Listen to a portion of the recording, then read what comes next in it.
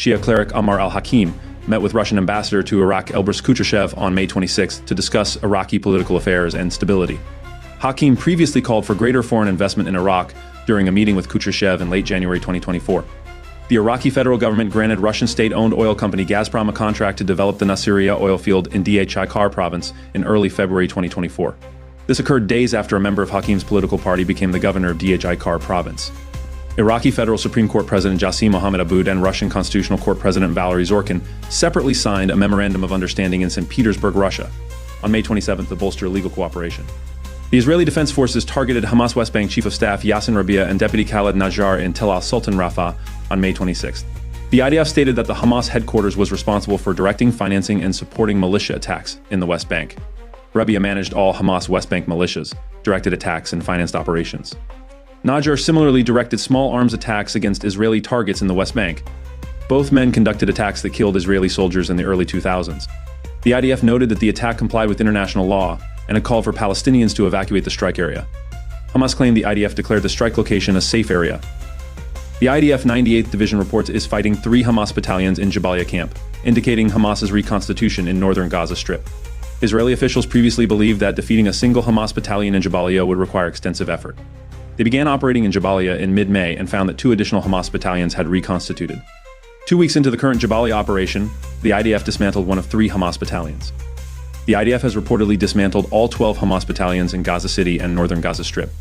This reconstitution shows the persistent challenge Israeli forces face in fully neutralizing Hamas in the region. Iranian Minister Ahmad Vahidi announced the start of Iran's presidential campaign season on May 26th. Registration for presidential candidates will open on May 30th and close on June 3rd. Prominent hardliner Saeed Jalili announced his candidacy for the Iranian presidential elections in June 2024. Jalili has previously served as Supreme Leader Ali Khamenei's representative to the SNSC and held roles within Iran's Expediency Discernment Council. Jalili criticized the Joint Comprehensive Plan of Action and has expressed hardline views, including on nuclear negotiations.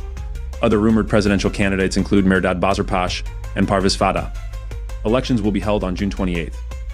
Senior Iranian militia leaders met with IRGC Quds Force Commander Brigadier General Esmail Ghani and other IRGC commanders in Tehran on May 23rd. Leaders from various Iranian-backed Iraqi militias attended, including Kataib Hezbollah and Harakat Hezbollah al-Nujaba. The meeting discussed potential resumption of attacks on U.S. forces, with the militias citing perceived delays in the U.S. withdrawal from Iraq.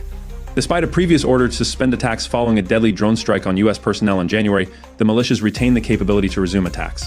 Sources suggest these groups might use Israeli operations in Rafah as justification for targeting U.S. forces. Israeli and Egyptian forces exchanged small arms fire at the Rafah border crossing on May 27.